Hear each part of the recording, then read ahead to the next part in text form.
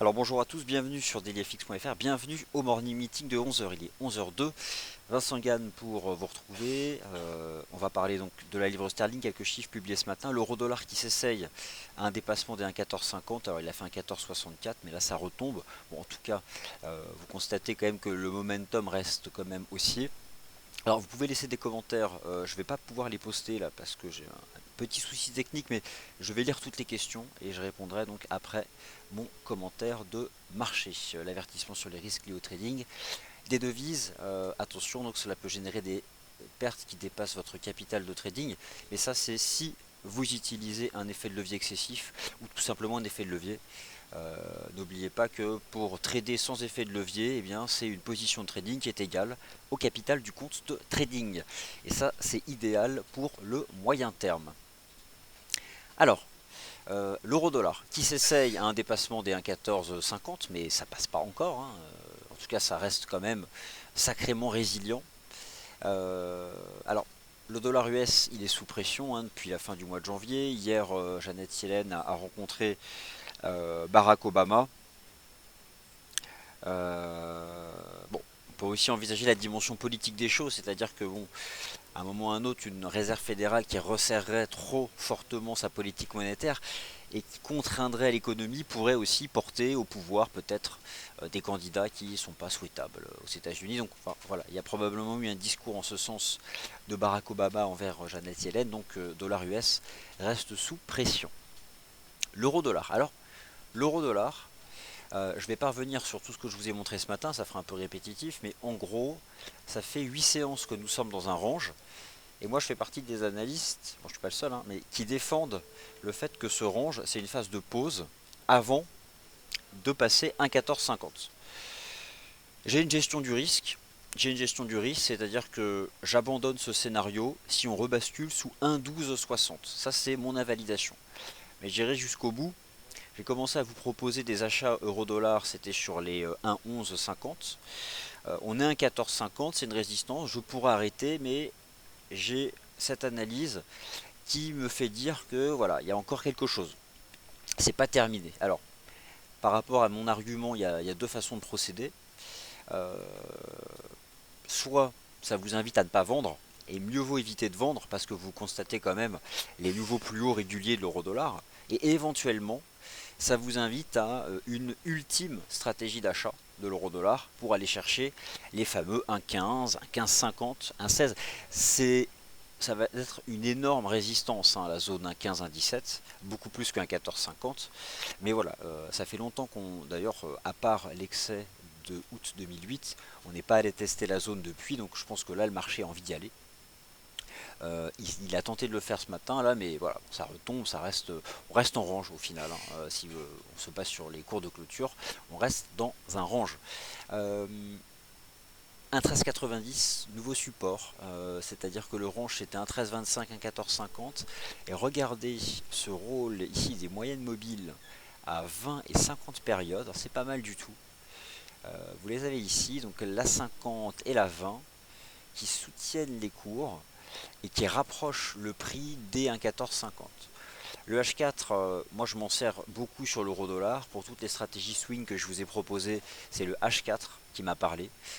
Notamment la dernière en date, c'était l'accélération du 28 mars, hein, lorsqu'on était repassé au-dessus de MM20, et puis la confirmation à cassure de MM50. Donc le H4 est vraiment pertinent pour le swing trading. Le swing trading, c'est une position de trading qu'on tient sur plusieurs séances.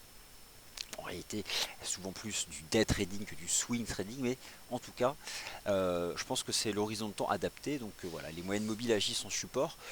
Il y a deux possibilités maintenant, équiprobables hein, clairement. Soit le marché eh bien, est soutenu par ces deux indicateurs de tendance et finit par casser un 14,50, soit ces deux indicateurs de tendance se mettent à plat, ce qui est en train de se passer d'ailleurs, et on continue de faire un range, un 13,25, un 14,50. J'ai pas la réponse, mais ce que je peux vous inviter à faire, c'est déjà à surveiller la clôture H4 par rapport à la résistance. Bon, pour l'instant, ça passe pas. Et sinon, si vous cherchez un support pour une ultime stratégie positive, moi je vous propose un 13,30. Un 13,30, encore faut-il que le marché y aille. Bon, un 13,90 c'est peut-être un peu trop agressif, mais voilà, le range c'est un 13,30, un 14,50, on peut éventuellement reprendre. Après, il y a une lecture technique peut-être plus agressive qui consiste à utiliser le premier support qui est sur un 13,90, les deux moyennes mobiles, puisqu'elles agissent quand même depuis le 8 avril, donc c'est un premier point, pourquoi pas. Alors les paires en yens cette semaine temporisent, certaines font des ranges. L'USD yen c'est même un range baissier, c'est faible. D'autres font des retracements amples, comme le GBP yen par exemple. Alors je vais revenir dessus. Bon, c'est pas la semaine majeure pour le yen qui a bien progressé la semaine dernière. Moi, ce que je vais vous inviter à faire sur les paires en yen, c'est à vous reporter. Alors attendez, je vais juste fermer. Voilà, une application tout de suite. Voilà, c'est parfait. Alors, ce que je vous invite à faire sur la devise japonaise, c'est à vous reporter au calendrier économique et à trouver la date de la prochaine décision de politique monétaire de la Banque centrale du Japon. Ce que je suis en train de chercher, justement, alors, il y a des rapports mensuels. Alors là, j'ai dû la louper. J'ai pas envie de vous dire de bêtises, près de la banque. Ok, donc c'est a priori le 9 mai 2016. 9 mai 2016, décision, voilà, c'est le 28 avril 2016. Donc en avril, la Fed le 27 avril, ça vous le savez, bon, 0% la probabilité de voir la Fed monter ses taux, donc le dollar est sous pression. Et le 28 avril, donc la décision de la BOJ sur ses taux et toutes ces mesures. Alors il faut voir une chose, on vous a proposé des stratégies de vente des paires en yens il y a 2 semaines, ça a bien donné, ça peut peut-être encore donner, mais le 28 avril prochain, on peut quand même envisager une réaction de la Banque centrale du Japon, qui pourrait agir comme elle n'a jamais agi pour mettre un terme à ce renforcement du yen, qui pénalise clairement les entreprises japonaises. Elle a tenté en janvier d'agir, ça n'a pas marché. On peut envisager que le 28 avril prochain, elle annonce quelque chose de significatif, peut-être quelque chose de nouveau, qui n'a pas été fait encore, pour mettre un terme à la baisse des paires en yens. Donc, on va continuer de vous proposer des stratégies directionnelles sur les paires en yens, parce qu'elles sont directionnelles, mais nous sommes le 12 avril, le 28 avril approche, c'est dans 2 semaines, une semaine avant la BOJ. Étant donné que le marché risque de rentrer dans une phase de spéculation quant à quelque chose de jamais vu par la Banque centrale du Japon pour mettre un terme à la baisse des paires en yens, donc au renforcement du yen, il va falloir être prudent. Donc prenez date, 28 avril à 4 heures du matin, heure de Paris, donc la prochaine décision de politique monétaire de la Banque centrale du Japon. Et je me méfie de ce qu'elle prépare pour agir sur le change. D'ici là, on a encore une fenêtre de tir pour du directionnel. Le GBP USD remonte. Bon, le dollar US est sous pression face aux devises européennes. C'est pourquoi l'euro-dollar, moi je ne serais pas surpris de voir l'euro-dollar à 1,15 cette semaine. Voilà. D'ici vendredi. C'est pas très loin. Hein. C'est 75 pips au-dessus du niveau actuel des cours, 1,15. Le GBP USD lui aussi a tenu un support à 1,4052, donc on remonte. Je pense que le câble peut remonter en direction des 1,44. Après, je ne serai pas plus gourmand parce que ça reste une congestion, donc c'est pas directionnel. Le NZD USD, confirmation plus que jamais de la stratégie d'achat. Alors proposé hier avec un bon money management. Alors quand ça marche pas, je suis transparent, et quand ça se passe bien, je le dis aussi. Donc hier, il y avait vraiment un superbe money management en utilisant la MM20 et notamment le support à 0,6758. Donc il y avait un risque d'une cinquantaine de points pour en viser, allez, 150, une remontée à 0,6950. Donc première étape sur le NZD USD, remontée à 0,69. C'est une résistance hebdomadaire et là j'ai le sentiment que comme l'euro-dollar, ça va passer du fait du dollar US, j'envisage un NZD USD et un euro dollar casser des résistances. Donc, cette semaine, viser une remontée vers 0,6970. En fait, le plus haut, voilà, c'était 0,6965. C'est propre. Et regardez le RSI D1, c'est vraiment propre. AUD-USD toujours haussier, objectif 0,77. Voilà, le marché d'échange, on en a beaucoup parlé ce matin, on va parler des indices boursiers maintenant.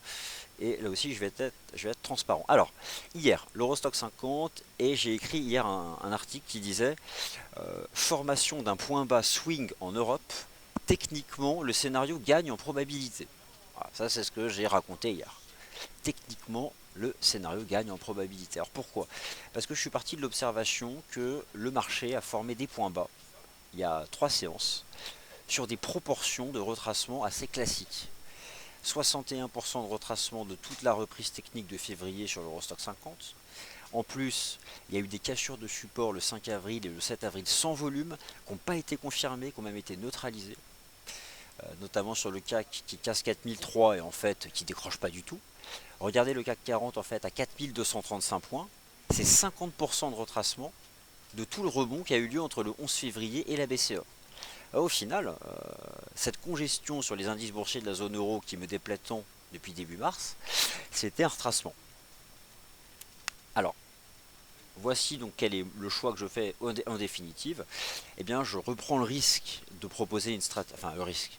Je reprends une stratégie swing sur les indices boursiers de la zone euro, comme évoqué hier, en invalidant sous ces ratios de retracement. Donc voilà, 4236 sur le CAC, ou encore sur l'Eurostoxx 50, 2846, pour envisager une remontée vers les sommets de mars, mais peut-être un peu avant. Je vois donc ce niveau ici sur le CAC 40, ça fait 4400, 4435. Je me trompe peut-être, hein, parce que c'est pas très fort non plus. Le chandelier journalier d'hier, en fait, n'était pas du tout un chandelier haussier. Alors, ça aussi, je reviens dessus. Hier, on était dans le Wall Street Insider. Il y avait un grand chandelier bleu. Une belle bougie japonaise de cassure. Et je me souviens avoir dit encore, elle n'existe pas la bougie, elle m'intéresse pas. On verra à 22 heures. Regardez au final ce qu'elle a donné. Elle n'était pas haussière en clôture.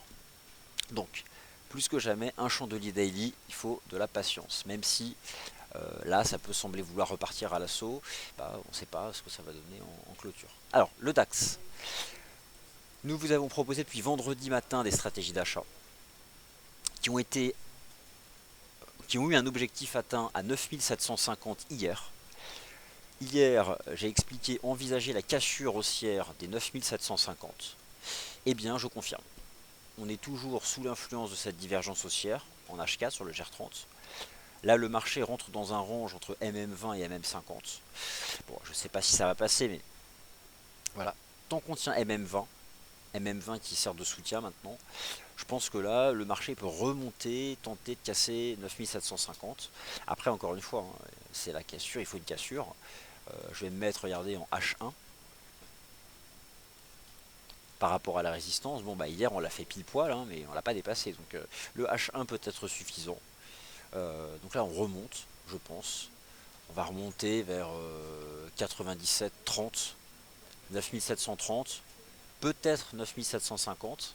Et là il faut une cassure au moins H1 pour envisager que le marché avance davantage. Donc soyons patients. Là en intraday on s'est vraiment neutralisé. Elles sont bien ces moyennes mobiles. C'est le fameux Grégory Rolli que vous aviez vu ici. Il y a quelques mois d'ailleurs, qui m'avait présenté ces deux moyennes mobiles vraiment efficaces sur tous les horizons de temps lorsqu'on les associe à d'autres indicateurs. Donc là on a une belle congestion MM20 H4 et MM50 H4 sur le GR30. Il faut qu'on en sorte. Le Bund, j'ai stoppé hier, enfin stoppé, mis un terme à la stratégie d'achat. Et donc ça se confirme puisqu'on a cassé un petit support. Donc voilà, je confirme que c'est terminé. Je vous avais proposé un long le lendemain de la BCE. Là, je n'y reviens pas à court terme. Le FTSE, c'est vraiment propre. Toujours pareil, on range entre 6066 et 6234. Alors, regardez le chandelier d'hier. Hein, on n'a pas cassé le haut du range. Hein. Si vous zoomez, voici donc le chandelier d'hier, petite mèche haute. C'est pareil, hein, il faut une cassure D1 des 6237, la moindre cassure D1 des 6237, eh bien vous pouvez appliquer ici un report de l'amplitude du range. Alors comment j'ai fait? Tout simplement sur la plateforme, vous faites CTRL, vous sélectionnez, et voilà, et donc ça vous donne concrètement ces 6400 quoi. Ce serait une remontée à 6400 en cas de cassure haussière, donc à la bourse de Londres, des 6237. Les indices US ne font plus rien, ils sont flats, ils sont neutres autour de moyenne mobile à 20 jours. Hier, les résultats d'Alcoa, ils ont été publiés après le marché, donc bon, ça n'a pas influencé le SP500. Mais bon, a priori, le titre est en baisse, déjà en after marché. On verra bien. Bon, il y a d'autres résultats qui tombent cette semaine. Le marché, il attend les banques, hein. Pourquoi le marché, il attend les banques? Pas parce que ces banques, pour la plupart, ont octroyé des crédits au secteur pétrolier. Et beaucoup de ces créances, voilà, on s'attend à ce que certaines banques, peut-être, annoncent des provisions liées à ces créances. Voilà. Et le problème, c'est que tout ça, ce sont des chiffres incertains. Donc, Wall Street plafonne sous les sommets du 4 janvier dernier. La moyenne mobile à 20 jours s'aplatit, bah, moi je vais être neutre, voilà, tout simplement neutre. Et peut-être au fond on a un début de rattrapage des indices boursiers européens qui tentent de faire quelque chose, hein, alors que Wall Street est flat, les indices boursiers européens qui ont bien glissé tentent de faire une reprise. Bon, à voir si le DAX dépasse les 97,57. Bon bah en effet, hein, on ira chercher 1800 points, 9800, peut-être 9850, on verra, mais bon, surveillez vraiment cette compression ici sur le GR30.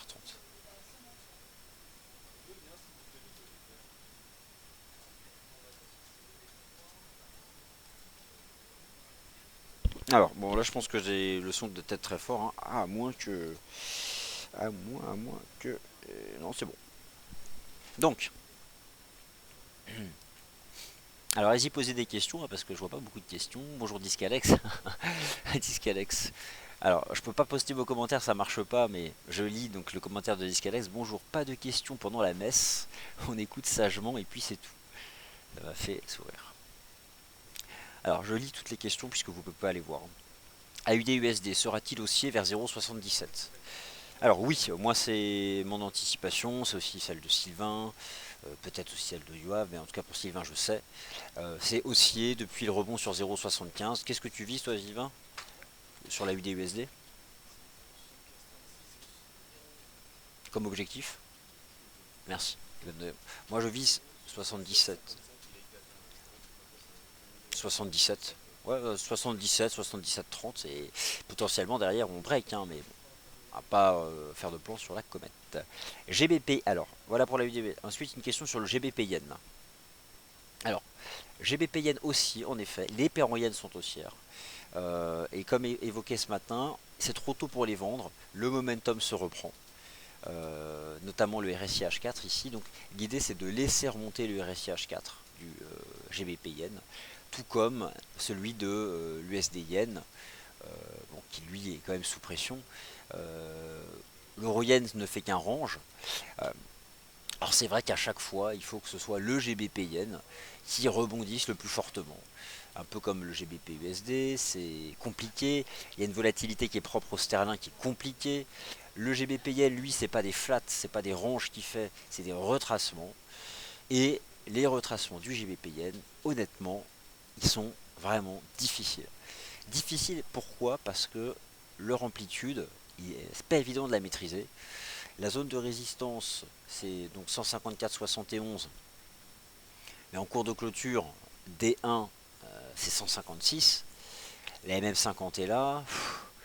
Écoutez, c'est simple. Moi, j'attends que le RSI remonte. On aura bientôt, ça va remonter là-haut, on aura peut-être des dips, on sera sous résistance, et là, éventuellement, je revendrai. C'est trop tôt. C'est trop tôt. Vous voyez d'ailleurs qu'on fait un retracement en 3 temps, qui a une forme particulière d'ailleurs. C'est une espèce de retracement en zigzag là.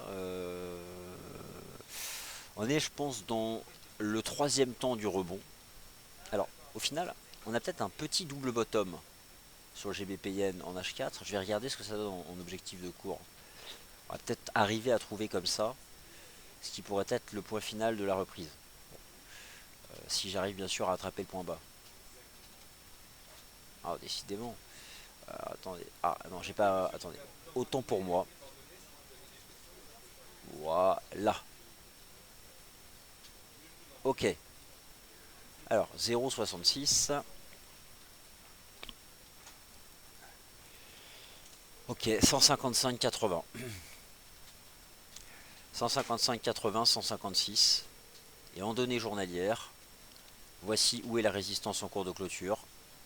156. Ok, donc pourquoi pas. C'est tout à fait la place pour ça sur le GBP Yen avec ses retracements hyper amples à chaque fois, puisque le marché a quand même perdu en 4 séances 162, 151, 1100 pips. Il a perdu 1100 pips en 4 séances. Et donc déjà là il nous fait un retracement de 300 pips. C'est ça le GBP Yen. Des phases directionnelles de plus de 1000 pips, mais des retracements de plusieurs centaines de points. Donc forcément, c'est compliqué, donc ça vaut le coup d'être patienté. Au moins laisser le RSI H4 remonter.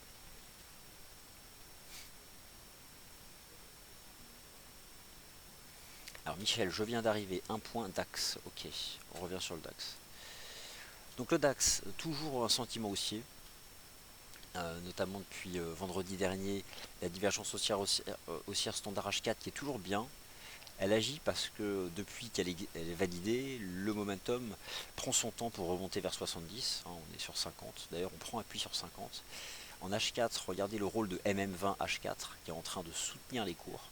On est coincé par MM50, donc en l'état je pourrais être prudent et dire c'est un range, MM20, MM50, H4 et on attend, mais je vais faire le choix d'être aussi au-dessus de MM20 pour revenir tester 97,50. Et là, si on fait une cassure H1 des 97,50, remonter davantage. Pour l'instant, on est dans cette compression, donc attention. On est vraiment que dans cette compression. Alors, je vois tous vos graphiques, quelqu'un poste un message du forum, mais alors, je ne peux pas les poster, les messages. J'ai un problème avec l'outil du chat, donc je lis vos questions, mais je ne peux pas poster les questions. Voilà, alors justement, je vois plus de questions, donc alors, je voulais éventuellement, allez-y, hein, je laisse quelques secondes, n'hésitez pas. Ne vous inquiétez pas si on voit pas vos commentaires, hein, c'est parce que je peux pas les valider là, mais si vous souhaitez revenir sur des paires croisées, d'autres actifs, il y a d'autres taux de change qui peuvent vous intéresser. N'hésitez pas à me le demander. Ça peut être un taux de change en AUD. Demain, il y a la Banque Centrale du Canada, ça peut être une paire en CAD. Sauf si vous avez peut-être eu votre réponse déjà ce matin. Alors, ok, voilà. Donc, question sur l'US Oil. Alors, matière première. C'est parti.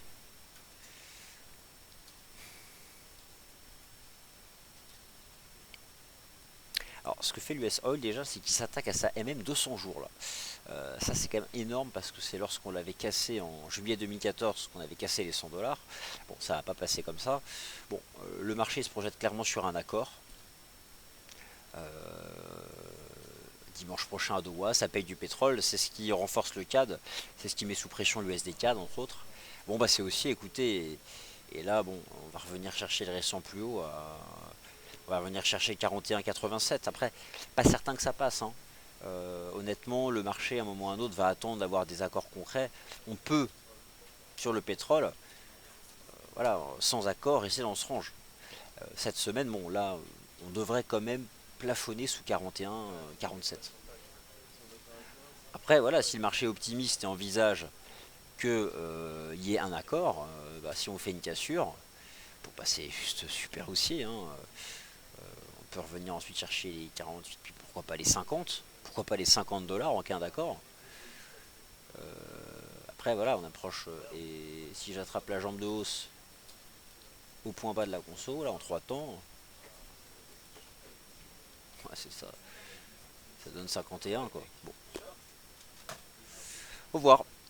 En tout cas, en cas d'accord, naturellement, qu'il faut s'attendre à une cassure haussière des 42 et à une remontée à 50. Et ça peut se faire en gap, on verra bien, hein. Est-ce que le marché va réellement prendre cette décision avant, à moins que des informations filtrent et passent dans le marché, mais déjà visons 42 et après on verra.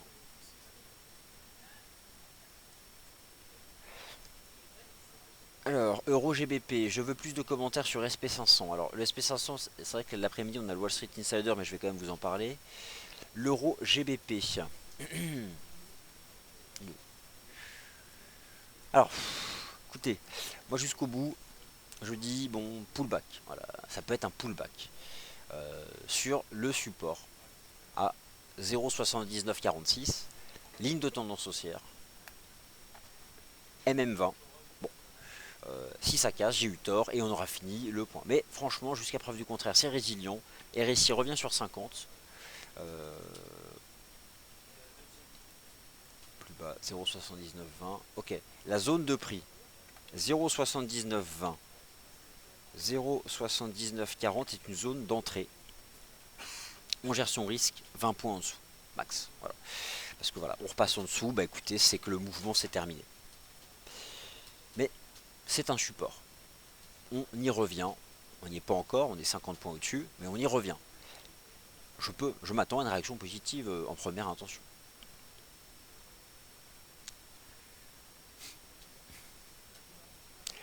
Alors la livre sterling rebondit parce qu'il y a eu des bons chiffres macroéconomiques cette semaine au Royaume-Uni, encore ce matin. Donc forcément ça crée de la vol, hein. Et pourquoi? Parce que ce sont des chiffres de l'inflation et que jeudi on attend la Banque d'Angleterre. Alors, la Banque d'Angleterre, rappelez-vous sa dernière intervention. Tout le monde pensait, enfin tout le monde, il y avait un consensus qui disait que la Banque d'Angleterre allait faire en sorte d'être accommodante, etc., etc. Et en fait, la fois dernière, la Banque d'Angleterre a cherché à rassurer les investisseurs sur le statut de la livre sterling en tant que monnaie de réserve, quand bien même un scénario de Brexit interviendrait. Donc si la Banque d'Angleterre commence à se focaliser sur le Brexit en essayant de défendre la livre sterling, ça peut encore la faire remonter. Donc je me garderai d'anticiper l'impact qu'aura la Banque d'Angleterre sur la livre sterling, parce que elle peut aussi avoir l'approche accommodante, mais voilà, le marché est quand même remonté, on attend un accord. C'est plus le Brexit qui l'inquiète. Écoutez, je vais pas faire plomb sur la comète, je vais pas avoir de scénario par rapport à la Banque d'Angleterre. Mais soyez certain qu'il y aura de la volatilité, que là il y a un rebond, mais elle peut tout aussi bien vouloir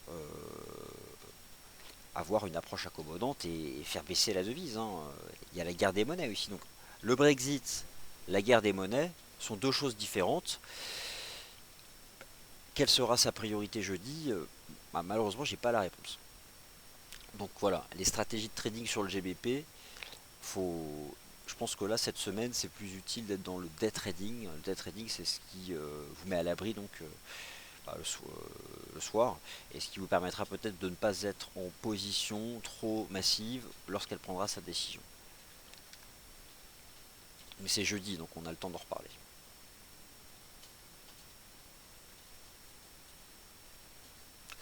Alors voilà, l'euro GBP, euro GBP, voilà. Alors on revient sur un support, moi, pourquoi pas un rebond sur 0,7940, hein, que j'attends que ça retombe dessus, et pourquoi pas. Donc le DAX, je pense qu'on va remonter vers 97,50 et que si ça passe derrière, ce sera 98,00. Voilà, bah écoutez, j'ai répondu à toutes vos questions. Désolé, je n'ai pas pu poster vos commentaires. J'ai un problème, je peux même pas fermer le chat. Je vais faire autrement. Je vous retrouve à 15h15, hein, c'est ça, 15h15 pour le Wall Street Insider. On fera le point sur les indices US, l'ouverture de la session US. Et attention, hein, cotation d'Alcoa cet après-midi. Alcoa va coter, on va voir comment les traders aux États-Unis sanctionnent les résultats d'Alcoa. Donc Alcoa cet après-midi en première réaction, donc, et puis il y a 40 autres entreprises US qui publient d'ici vendredi, dont 4 grandes banques d'affaires, donc ça promet. Merci d'avoir écouté et participé donc à ce morning meeting et à tout à l'heure, donc 15h15.